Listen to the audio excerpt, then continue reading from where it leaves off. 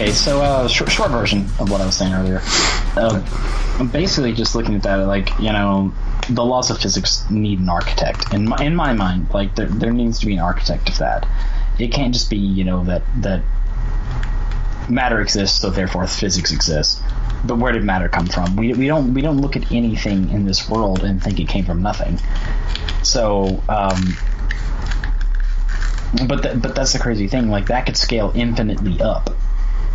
Like if there is an architect of the laws of physics in our universe, well, what made the architect?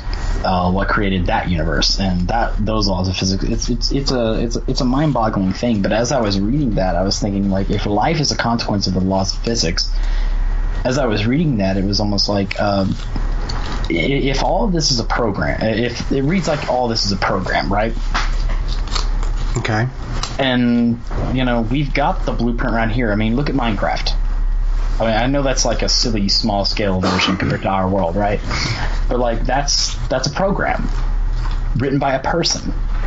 And in that world, the trees behave a certain way, the grass behaves a certain way. There are biomes. It's meant to mimic our world that we know, but in that world, we got all these different things that behave in different principles. And that world can generate infinite numbers of worlds that are slightly different or different variations on the same thing. It's theoretically infinite, and that's just something we've programmed that mimics our own world. So how do we know that there isn't some sort of program running here? What if you had a vastly upscaled version of something like Minecraft, and you had the creatures in it were now self-aware?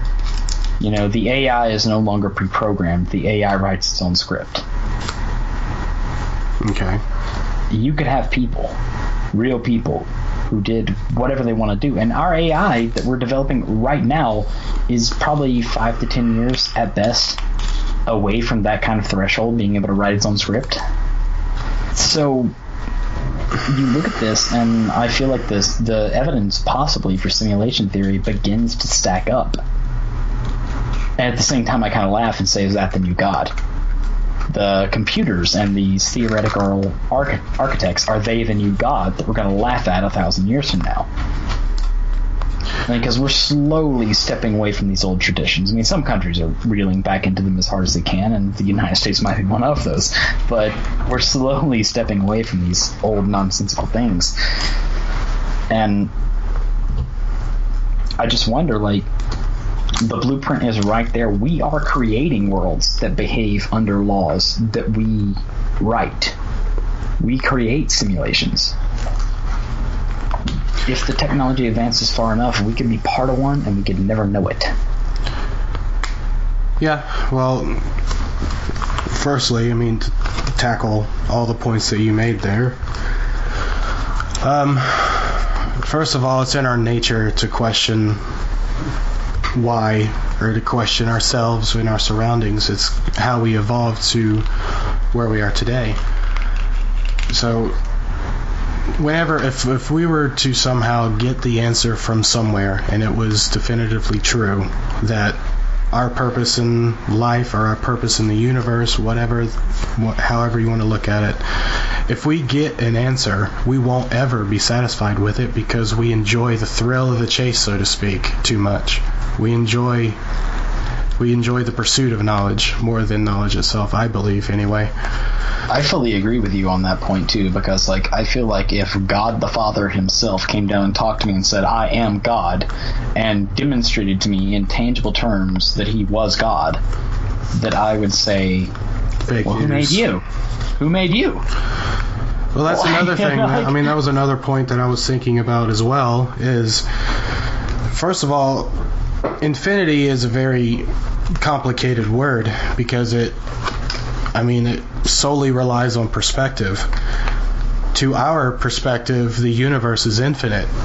However, if the universe is expanding, then what is it expanding into? So that means that the universe has a boundary, and there's something outside of it, that means that the universe isn't infinite. To us it is, because in our current understanding in physics, our current capability in technology, we can't ever reach the edge of the universe, because apparently the universe is expanding faster than the speed of light. So even if we travel at the speed of light, we'll still never reach the edge. So that's infinity to us, right?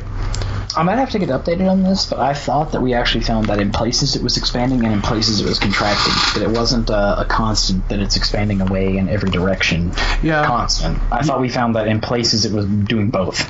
Yeah, I've seen that somewhere as well, that it's not like a balloon blowing up. It's kind of like an entwined ball folding in on itself constantly. It's almost like that it's that's a good way to put it. I was going to almost liken it to like water, like, you know, things are swirling in water and sometimes they're moving away, sometimes they're moving toward, but right. But see, when you use the Minecraft analogy, and that goes along with the video game analogy in and of itself, you know, we program these things to exist. But I mean, you've heard of the Conway's Game of Life? I have not, actually. All right, well, that's back in the 70s, sometime in the 70s, there was this sort of a game, not intended to play, it was intended to view how certain things behave given a certain set of rules. And if you were to go to Google right now and look up Conway's Game of Life, and go to which I'm doing right now, actually. All right, the Wikipedia page, it has like an animated thing of these pixels moving all around. Just let me know if you see that. It's taking a while to pop up. Okay, well, it's taking a while. So just continue your point. Okay, well, it's a grid, and each pixel within that grid can either be turned on, alive, or turned off, dead. Okay. Now, what determines if it's turned on or not are these 4 rules. It says any live cell with fewer than 2 live neighbors dies, as if caused by underpopulation. The second rule is any live cell with 2 or 3 live neighbors lives on to the next generation. The third rule is any live cell with more than 3 live neighbors dies, as if by overpopulation.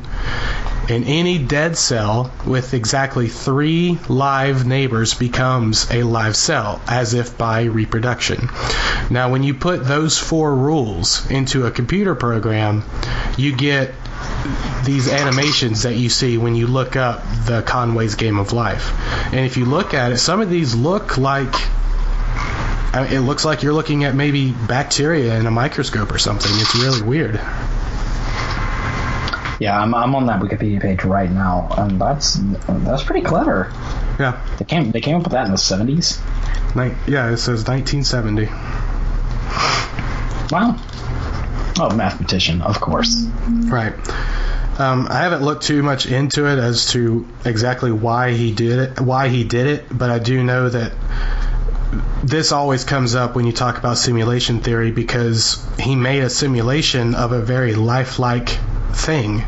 Even as primitive as it is, we could very well see that this looks, you could say that looks like a colony of bacteria or whatever under a microscope, but if we were to complicate it and build it up to our scale, what's to say we're nothing more than that?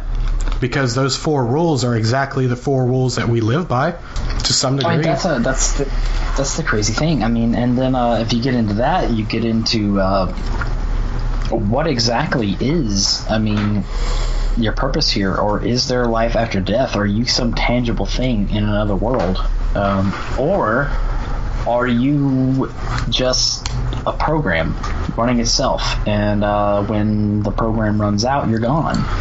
Well, I don't know, but A lot of people turn to religion for comfort in those type of questions, but I find comfort in the collective consciousness idea. I mean, I did have a thought actually just yesterday, very to me kind of depressing thought on the kind of pointlessness of existence from an atheistic standpoint, where like literally like nothing you did in your entire life matters unless it affects the world. If it doesn't affect the world in some big tangible way, your entire existence is just born and you die. Eat, shit, breed, repeat. It's very nihilistic, of course, but... Well, yeah, but again, everything comes down to perspectives. Just like I was talking about infinity, to our perspective and our understanding of physics, the universe is infinite.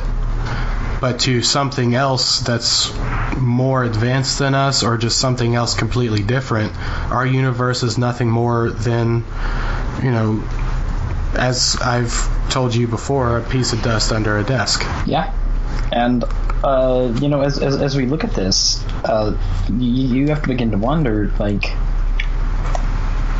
are we really all that special in something that vast? I mean, are we really? I mean, there's probably somebody sitting on a planet right now wondering if they're all that special. Well, in front of some variety of a computer, in some variety of a microphone. Maybe. But having a conversation in another language that they wrote, because it's too big for that not to have happened somewhere else. Probably within our own galaxy, even not even the universe. Right, but to answer your I don't know if you asked the question, but to answer it anyway, does everything we do pointless? Well, it depends on how you look at it. In the eyes of the planet or the eyes of the universe, no. It gives zero shits about you as an individual. But when it comes to your experience and your perspective, yeah, your life means something, but you have to make it mean something by what you do. That's how I think of it anyway. One of my favorite quotes about the collective, going back to the collective consciousness thing, one of my favorite quotes about that actually comes from Bill Hicks, where he says, "Life is only a dream, and we are the imagination of ourselves." Yeah, that's where he leads into the "it's just a ride." You're right. He follows that with the "it's just a ride." Yeah. And occasionally people come along who tell us this is just a ride. And we kill those people. Right, exactly. That's he leads into that bit with that. That actually really is an interesting way to look at it, because I've been reading a little bit from Don Miguel Ruiz. If you don't know him a little bit, he's the shortest way to sum him up in my mind is a philosopher, but he would probably hate that term. It's a loaded term. He wrote a book called The Four Agreements, leaning back on like some old Toltec wisdom that's kind of like handed down his family. Mm-hmm. And one of the things he says is that everybody on this planet is dreaming. And together, collectively, we create the dream of the planet. That this is what life is. But like every dream we've ever encountered in our life affects our dream if we agree with it. Like whenever you're 5 years old, say you're 5 years old and you're singing a song, and somebody in your family tells you you have a horrible voice, an ugly voice. Well, if you believe what just came out of their mouth, you now agree with it, and you're not going to sing anymore because you think your voice is ugly. Maybe. So if you believe and agree, so they've taken their dream of reality, and their dream of reality that day could have been influenced by the fact that they were angry, they didn't get enough sleep last night, they had a bad day at work. They found out that their best coworker was leaving their job, and that they were going to have to take over that role. They had a shitty day. Okay. They could have been putting that on that person without the kid or whoever they're putting it on having any knowledge of it. So, I mean, that's their dream. That's their version of reality. In their version of reality, that little kid really does have a horrible, grating voice that they wish they didn't have to hear anymore. But that dream is very subjective. Another person could be sitting in that very same room and being like, "Oh, that kid's having fun. That's cool. They're learning how to sing." Mm-hmm. So, I mean, it's entirely subjective. It's like these two people are dreaming about this world through their own lenses and their own dreams of what the world is. I mean, through that, I actually see little bits of that in my own life that, I've decided what this thing is as I'm looking at it, but in reality, there are 5 people in the room. I bet if we all tried to describe what was happening in the room, we'd have 5 different versions and 5 different dreams. I'm sure. And, collectively, we've got 8 billion people creating the dream of the planet, which is what you're supposed to be, which is what you're supposed to do. And all this, and it's kind of an interesting thing to think that like we really are dreaming of this life in our own minds. Yeah. Because I mean, if you look at it like your life is a movie, right? If you look at it like that, well, in my movie, I'm the main character. I'm not the main character in your movie. I'm not the main character in my mother's movie. I'm not the main character in my father's movie. And every other person on the planet, well, for billions of people on this planet, I'm not even a character. I exist the same way the ants that take food off their table exist. Something you're aware of, but you don't have direct contact with it. Right. But, what I look like in my version of my life is probably not what I look like to you. Probably not at all. And I'm the character I am in my own dream is not the character that I am in your dream. Right. Not the character that I am in my girlfriend's dream. Right. Not the character that I am in your wife's dream. And all 3 of those versions are vastly different. The character I am in your dream, the character I am in your wife's dream are different. The character I am in your dream, the character I am in my girlfriend's dream. They're very different characters because those are the pieces that they get to see. So we really are all kind of creating worlds in our own heads. I know I kind of went in circles there. I'm sorry about that, but it's kind of one of those mind-blowing things. It's hard to focus into concrete words and get it concise. No, yeah, I know what you're saying, though. I have a lot of deep discussions with my mom when she comes to visit, and one of the things I was more just trying to mess with her, but I told her, if I say that I am talking to you right now, okay? As far as I'm concerned, this goes along with you're the protagonist of your own life. As far as I'm concerned, I believe that you're a real person, but I can't prove it. For all I know, you're a figment of my imagination, and so is everything and everybody that I know. You get what I'm saying? Yeah, you're stretching it even deeper than I was. But, okay. Go ahead. Go ahead. You're stretching it even further, but that's okay. I'll reel it back. I'll reel it back. But the point is that everything, just like what we were saying, everything is perspective. And I think once people realize that we are the same, we're just experiencing different lives, I think the world would be a better place. But I just don't think we're capable of that in this current stage of evolution. I don't think we're ready for that. Like, I mean, I espouse the idea sometimes, and it's a bit parroted from other people who I really love that hold those same ideals that, you're me living a different life, right? You've heard that before. Yeah. People we both admire have espoused that idea. If I was born to your family with your brain, your genetics, I would be you. So right. You are me living a different life. Right. But does that still hold true whenever somebody's fucking kids? Like, are we going to look at that and be like, oh, well, that's me living a different life, fucking kids? I mean, like, that breaks down when you reach the points of offense. You mean the act of fucking a kid? Yeah, whenever you're actually doing it. Like, right. Whenever you're actually doing that. Like, whenever you're, like, the kind of person who looks at a child and goes, yeah, that's a person I can fuck. Whenever, 99% of the planet would be like, Jesus, what the fuck, dude? Well, we still don't understand. That's the problem with that, is that we still don't understand ourselves. So there's no way that we can understand other people. We're unable to we're able to entertain the idea of treating each other as if they are ourselves, but we are incapable of doing it because of our because of how we are right now. I mean, and because, I mean, there's certain things that different people do that, like, they're so far outside of the norm that you can't even imagine. I can't imagine there's a world in which I'm born to certain parentage in the 1920s, and I grew up in the 1940s to stick people in ovens. Like, I'm just like, no, there's not, like, a reality in which I become Hitler if I'm born into the right circumstances. According to what we're talking about, you are Hitler. How so?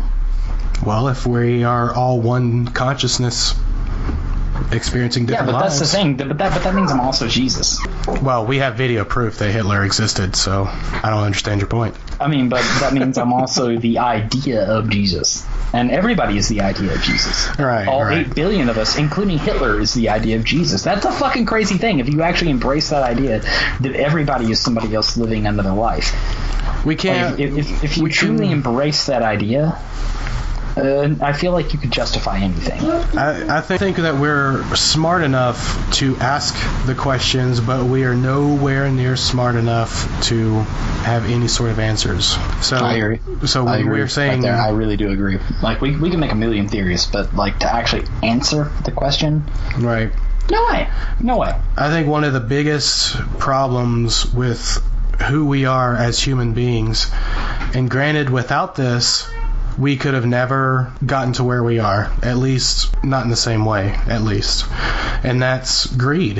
If you really think about it, the impulse to want more of something is really the downfall of everything wrong with the world and with humanity as a whole. Whether it's greed for money, greed for power, greed to be right about something. I mean, it's all greed. And if I sometimes sit and think and try to imagine what the world would look like if greed was never a trait. If we somehow made it to 2017 and we're the exact same as we are right now, the only difference is that we don't have that trait. I just wonder how much better or how much possibly worse the world would be. I honestly feel like we'd still be living in caves fucking our sisters. Maybe. Because honestly, here's how I look at this. Like, what you're talking about there a little bit is egalitarianism. Did you say fucking your sister? Yeah. Okay. Because that's the closest woman. Because you don't know any better. I think it'd be your mom more than your sister. It could be your mom if you don't have a sister. I mean, your sister's probably younger and prettier, stirs your dick a little quicker. But, fucking hell. But, damn, I did actually lose my big point. Talking about fucking sisters and mothers, getting your dick hard. Oh yeah, egalitarianism. Okay. Yeah, so from that egalitarian standpoint, if you look at a world without greed, mm-hmm. you start to look at a world where everybody's equal. But here's the thing. We might have equal rights, but we are not equal. Careful. I am not equal to LeBron James. Careful. LeBron James is almost 7 foot tall and is gifted in those athletic environments. Okay. My IQ is tested 157. Okay. Somebody who's tested IQ is 97 is not equal to me. As far as their rights are equal, their protections under the law are equal, their treatment as a human being should be equal, but their capability and what they can do on this planet, it's not equal. When you look at greed, you look at somebody being able to be rewarded with something in proportion to what they produce. And some people are not going to produce as much as other people. I mean, look at what one person produces next to what Floyd Mayweather produces. How do you mean? I mean, that dude's got 3 companies running right now, and he's about to make $1 billion off a fight. Is it really $1 billion? It's called the $1 billion fight, and I think between the two of them, they're going to make $1 billion. But between the two of them, so he's not going to make $1 billion. Between the two of them, he's not going to personally make it. After sponsorships, he might, but his personal paycheck's probably going to be like $500 million. His personal paycheck's probably going to be like $500 million for that fight. I mean, I'll fight anybody for $500 million. Yeah, but are you worth $500 million to get in the fight? Like, that's beside the point. I'm just saying, if the opportunity arose fight this dude for 500 million. I don't care if it's the Mountain from Game of Thrones. I'm fighting that dude. Yeah, well, anybody would take that money for that fight, but the money You know why? exists Because greed. That's why I do it, because I'm a greedy fuck. But the money exists. Yeah, that's your willingness to get fucked up for that money. Yeah, I'm willing to die for for money, for paper with numbers on it. Yeah, but that paper with numbers on it, we look at that like that's a silly thing, but that paper with numbers on it, the way our society works, has tangible value. Not really. Paper with no, it does. It really Not does. Really. It only has value because we agree it has value. Yeah, but the entirety of society agrees it has value. So if you privately decide it doesn't have value, well, motherfucker, I'm going to go to the store and buy apples because fuck you. I'm not going to go like, oh, money doesn't have value and I don't want money. No, I want apples. How can I get apples? Well, I don't have an apple tree in my yard. Or you could always steal. Oh, I can go to the store and I can exchange this paper they gave me for the work I did yesterday. And, I left with apples. That's cool. I can exchange my work for goods and services. That's not a bad thing. Currency isn't a bad thing. The way it's manipulated and beaten over people's heads is a bad thing. But currency is not a bad thing. Capitalism isn't a bad thing. Capitalism plus government is another story that we talk about. We're approaching a whole other topic. But still, it's like, but you're rewarded in relation to what you can produce. Nobody wants to pay to watch me fight Brock Lesnar, because you know what that looks like? That looks like me getting tapped out in 3 seconds. That's what that looks like, and nobody wants to watch that because it's not interesting. However, Jon Jones wants to fight Brock Lesnar. The light heavyweight champion who's never lost a fight in the UFC wants to fight Brock Lesnar. A freak athlete who weighs 50 pounds more than him on an average fight. And Jon Jones wants that fight. Well, that's interesting, because that's a freak athlete, an amazing athlete, on each side of the coin, in 2 different weight brackets from 2 different schools of thought who want to go at it. Well, that's interesting, and we're willing to pay to see it because a lot of people around the world want to see that. Well, what's the incentive to put that on TV and bring it into everybody's home if you don't get anything out of it? There's none. What's the incentive for them to do it if there's no money behind it? What's the incentive for Jon Jones to risk getting his cheek caved in from Brock Lesnar's hand fist if he's not going to put food on his family's table and ensure their security for life from it? What's the incentive for Brock Lesnar to risk getting knocked out by a guy who's 50 pounds lighter than him if he doesn't get to do something that tangibly improves his world? So without these things, I don't think we have the stuff we have in this world. I mean, it's like people are rewarded relative to what they can produce, and these people, I can't produce what they can produce.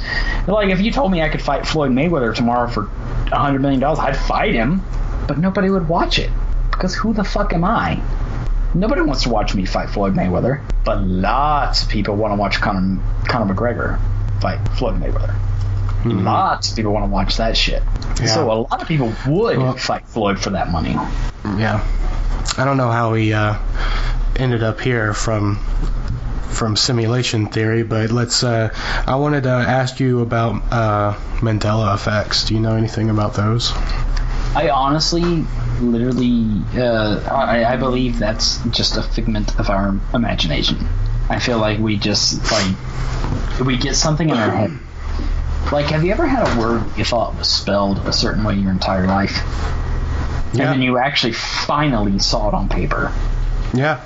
And you're like, oh, fucking nowhere near what it was in my head. But it's not only words. I'm on your side, but first of all, the Mandela Effect is from Nelson Mandela, who some people swear that he died in prison.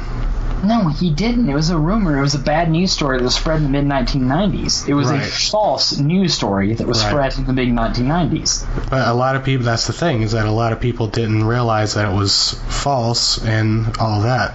But it was fake news and people bought it. Fake news.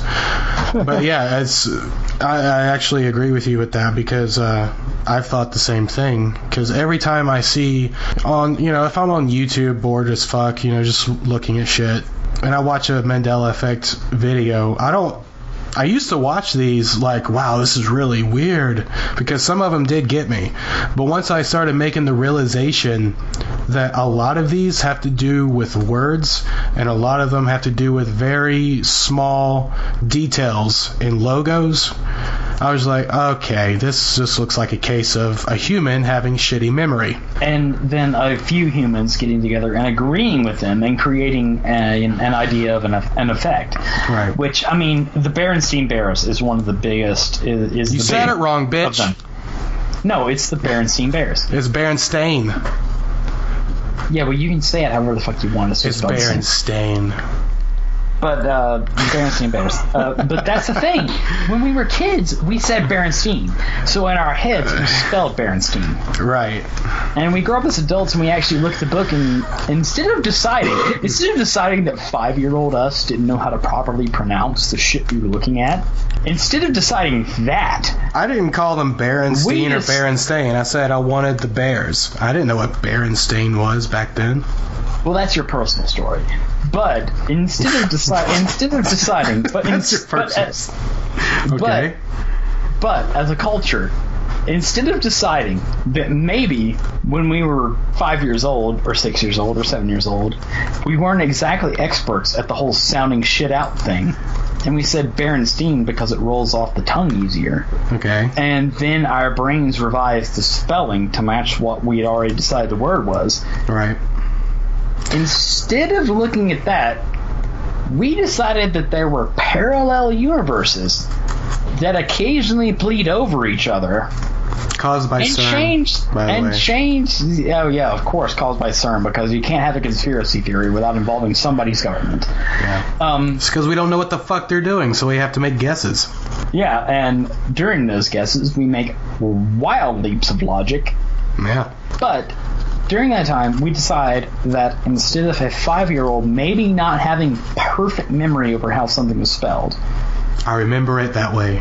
Vividly, I can see it now. Rather than that, we've got parallel universes bleeding over each other, and they're not causing anything like dragons in our skies, or volcanoes to erupt, or any major malfunctions of our universe. However, they're causing the spelling of our children books to slightly modify over the course of 10 to 15 years.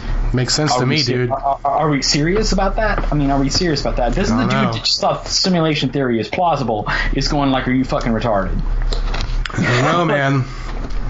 I mean, and maybe simulation theory is real and somebody fucked up the spelling one day and then they fixed it and we all remember it and we're going, what the fuck? But we all looked at it before that dude clicked spell check. Yeah. Apparently he clicked spell check around the time that Nelson Mandela went to prison. I don't know. Right, that exact day, actually. But Nelson Mandela went to prison and he's like, shit, I should spell check my work. I don't want to end up in jail. Okay, well, since you already know about it and you already have the same opinion as me, have you looked into any examples about them? Yeah, quite a few, actually. Well, basically the main two. I was done after Berenstain and Nelson Mandela. Like, I was done with the entire theory. You haven't looked at any of them? This is stupid. Nothing other than those two. Okay, then don't look anything out. I'm going to test you. Just for the sake of why the fuck not. Alright. YOLO. Right. Okay, so even though you said it wrong, it is Berenstain. Hold on, I'm finding it. Alright, so this one got me, and I'm not saying that it means the Mandela Effect is real. I'm just saying I have a shitty memory, and I remember it from when I was a kid. So, spell Looney Tunes. Looneytons. Okay, you're wrong. Tunes is spelled Tunes, like a musical tune. See, it's real, man. No, because like I feel like that's a thing where like somebody wrote that down. But if we like just sat up one night and watched Cartoon Network until they were playing old cartoons, hold on, that we'd see it sweep across the scene. Because I mean, I can see that in my head clear as day. TONS, because it's short for cartoons. Yeah, I feel like that's when they're I feel like that's where somebody's manufacturing one. Okay, here's obviously I can't show it because we're on Skype and everything. But if here is a, you can text it to me. Well, it's fine. I'm meant for the podcast. But here is, if you were to go to YouTube, type in Looney Tunes old intro, they have an intro from the 30s, or the intro between 1930 and 1969, where it's spelled TUNES. Yeah, well, from the 30s, but the ones we grew up watching would be TOO, because they changed it. Okay, let's look. 90s intro. It is TUNES. Now, hold on a second.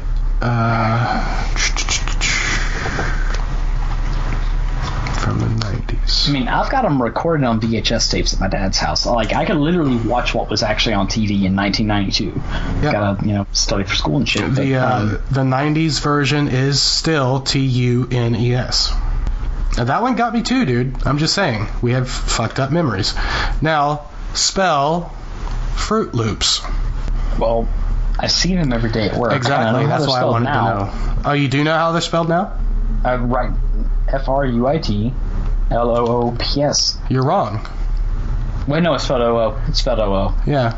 It's right there on the box. I saw it in my head right after I said it. Yeah. See? And it's one of those things where like I see something stupid and I just automatically correct it in my head to what it should be. Right. I mean, this is okay. This is what I think. Yeah, because they spell with the O's so that they can make the cereal part of the label. Right. But this is what I think is going on with this. I mean, obviously it's shitty memory, and even if we have kids and we're watching cartoons and they're watching Looney Tunes or whatever, for whatever reason we don't register the TUNES. We still see it as TOONS. But what I think is going on, at least in part, is that it's how our brain works when it comes to reading. And you saw it on, I'm sure you saw it on Facebook, the scrambled words paragraph. Mm-hmm. Yeah, where your brain can literally like recorrect all those words to be the words that you actually know and can talk about. As long as the first and last letter are the same. The rest of the letters can be in whatever order. It can actually flex a little bit more than that. Studies have shown anyway, but for the Facebook, just to stick with the point you said, let's forget that. Right, but I think that's, at least in part, what's going on, is that we're seeing a word. We may have heard it before, and we just see it and just say, oh, that's Looney Tunes. Obviously, it's tunes is short for cartoon, so it's TOONS, or whatever it is. But that's the thing that they were researching at Cambridge University, of how the brain can look at a word that's completely scrambled up. You could even be aware that the words are scrambled, but as long as the first letter and the last letter are in their correct place, you can read it. That's just how the mind works. It's a really weird. Yeah, you know what they meant. Sorry? You know what they meant.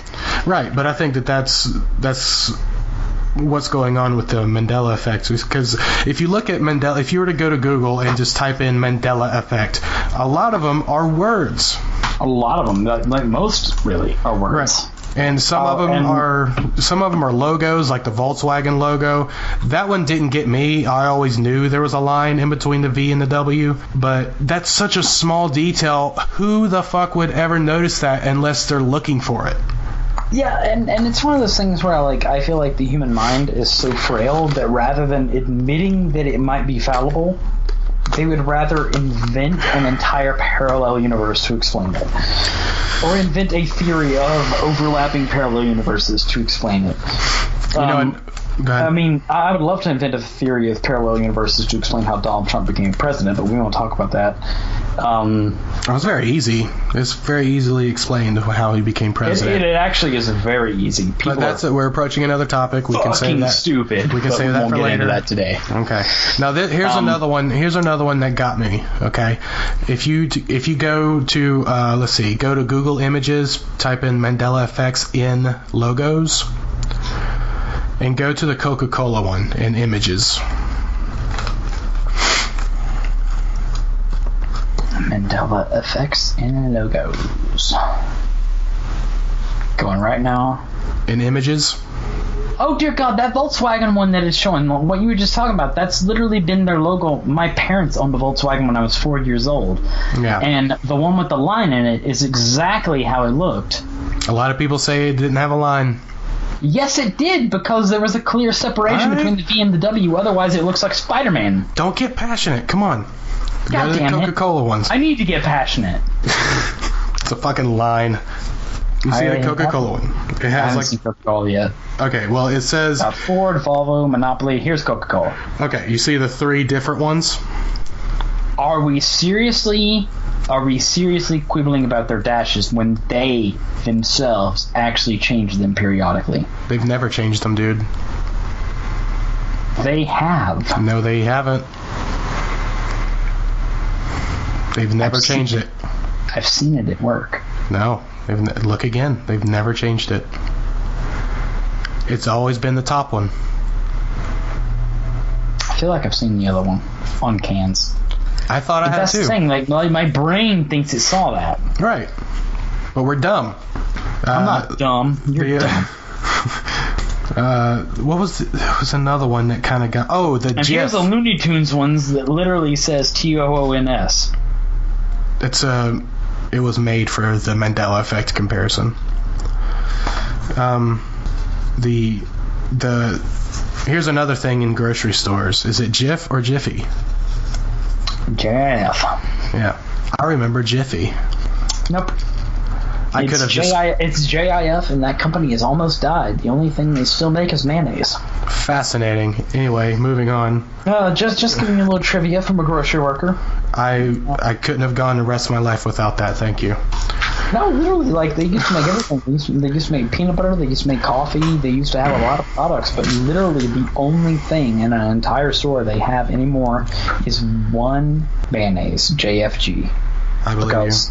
Yeah, that's it. That's all that's left of that entire company. That'll be a dead thing a generation from now when that's gone. Nobody will know what Jif was. You sound very disappointed about this.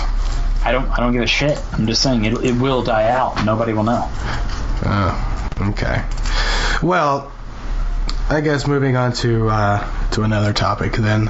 First of all, since this is the first episode, I kind of wanted to talk about our logo. We have a logo? Bitch, I sent you the logo. Yeah, but that doesn't mean I'm great. Oh my god. Well, people listening to it, they can look right at their screen, and that's our logo. Is it a picture of my penis? Yeah, I had to zoom in 200 times. I'm sure it's not, and I really hope it's not, because that'd be a terrible logo, very small. Yeah. But, No, it's a fucking Tesseract, man. You better find that logo. Oh, wait, I do remember you sending me that now. I remember it. I remember it. Hold on. Pause. I was echoing in your background. My fucking headphones were getting unplugged. Okay, I was going to say, I heard my own voice echoing and was about to alert you. But yeah. Okay. But no, it's a Tesseract. I'm going to have to send it to you again, because you don't even know what exactly I'm talking. I know you know what a Tesseract is, but you don't know what the logo looks like. I assume it's something between a dinosaur and a square. What? Nothing. A dinosaur? And a square. Something between those two things. Oh my god. Jesus Christ. Anyway, I picked a Tesseract because I love what it kind of represents. And I don't know if you know what it represents. I'm not sure. You're not sure? Okay. anyone, because I'm going to mess it up if I try to go into detail about it, but anyone, if you YouTube when Carl Sagan was talking about the fourth dimension, the way he describes it, I'm going to try my best to, from memory, we already talked about how fucked up our memories are, so if you were to imagine... Fucked, apparently. I mean, like, totally more fucked than even I thought. Like, I thought our memory was fucked, and it's apparently more fucked than I thought. Yeah. There was no line. If you were to look at a table, okay, and there was a one-dimensional being living on that table, or I'm sorry, not a two-dimensional being, meaning they could only... I think I know where you're going here. I think I know. Okay. Oh, maybe. But for a two-dimensional being, the only thing it knows is front, back, left, right, and all the directions in between, right? It doesn't know it has, yeah, it has no concept of up or down. Now, if you were to imagine a three-dimensional being flying over the two-dimensional being, I believe Carl Sagan used an apple as an example. Because we're three-dimensional beings, we can see that it's an apple. But if that apple was to land onto that table to try to say hi to the two-dimensional being, the two-dimensional being wouldn't see an apple because it wouldn't be able to look up. It could see all those other dimensions. It could only see what applied in two dimensions. It would see basically a red ring. Exactly. Whatever part of the apple is touching the table, that's what it would be able to see. So it would have no idea what it is. And to its perspective, it just appeared out of nowhere, even though it just flew around and landed right there. So if you were to imagine that the apple was trying to say hi and the two-dimensional being had no idea what it was, it wasn't able to say hi back. So the apple gets frustrated and blows the two-dimensional being up. The two-dimensional being was just blown into the next dimension. He was blown into the third dimension. He has no way of knowing what's happening, but what he can see is that he can see, if he looks down, he can see his world. He can see his dimension. He can see all of his families and friends starting to gather around where he got blown up, wondering why he just suddenly disappeared. But eventually he floats back down and lands back down onto the table, back in his dimension. To his family and friends, he just disappeared and all of a sudden reappeared. So they scramble around him trying to, what just happened? What did you see? And he has no way to explain it, even though to us it's really simple. But if you were to try to explain a fourth dimension, that's where our understanding is very limited. Well, our minds have decided that that's not a direction of space. That's a direction of time. That's a misconception. That's not entirely true. I mean, space and time are the same, so it's to say that the fourth dimension is time. I don't know the specifics of it. This is just what that video was talking about. So if you were to draw a square onto your table, just draw a simple square, four right angles, that's a two-dimensional thing. If you were to lift that square off the table and it's still connected, right? You just stretch it up into a cube. That would be a three-dimensional object. That would be, you would take the square, lift it into the third dimension, and it becomes a cube. Again, because we're three-dimensional beings, we can see the cube. But to the two-dimensional being, all it would be able to see, yeah, but more than what it's touching the table. But imagine there's a light, shining through it. It's casting a shadow onto the table.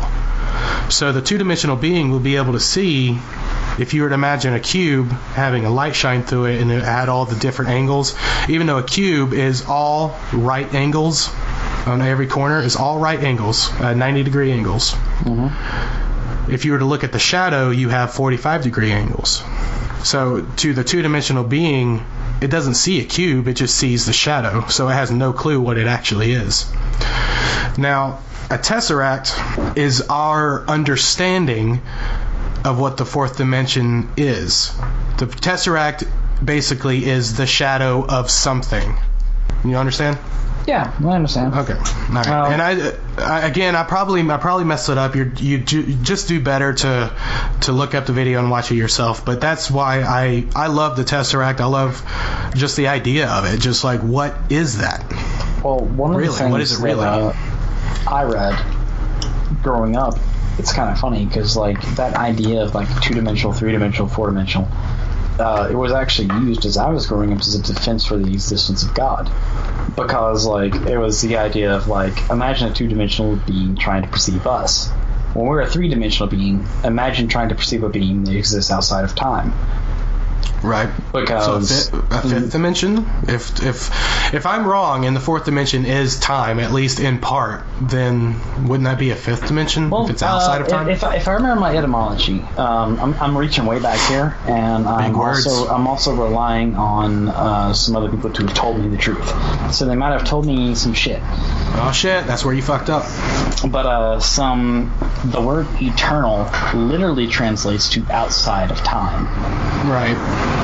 And if that's true, then an eternal being exists outside of time. Mm-hmm. So if there's a being that exists outside of time that literally perceives my birth and my death as the same moment, if there's a being of that level, how can we proceed and explain that being? Not only can they see it at the same time, but they could go forward and back at will.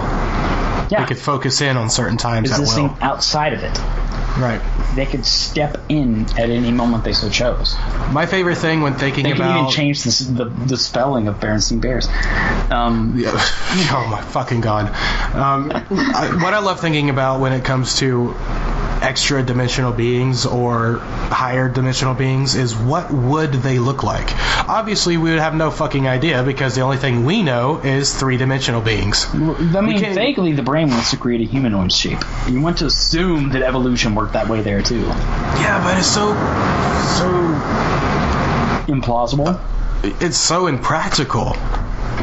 We're impractical for our own planet. What makes you think we're practical for dimensions, or higher dimensions? I mean, we're lethally practical for our own planet, actually. But our brains are, our bodies aren't. Yeah, but our brain overrides everything. I mean, we're to the point that like, we don't hunt for food. We stock food in a big fence and kill it later and have as much food as we want. Yeah, that's our brain. That's not our body. I'm talking about just the body. Yeah, well, the brain is not outside of evolution. I mean, the brain is a piece of our evolution. Our intelligence is why we're the supreme creature on this planet. I think you're trying to go a different direction than what I'm intending. I'm just trying to think on... I got nothing on a tiger. You give me a shotgun, I got something on a tiger.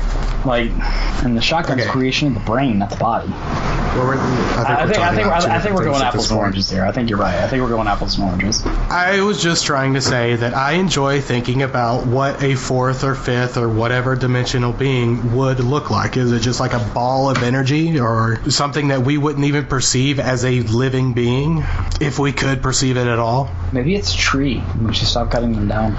Fuck trees. What? I mean, I tried that, but I got a splinter in my dick. Anyway, I guess we'll go ahead and end that there. We are we're right at 59 and a half minutes, so we did good. But anyway, my name is Sean. My name is John. All right. This is the Theory of Anything podcast. Join us next time. Thank you.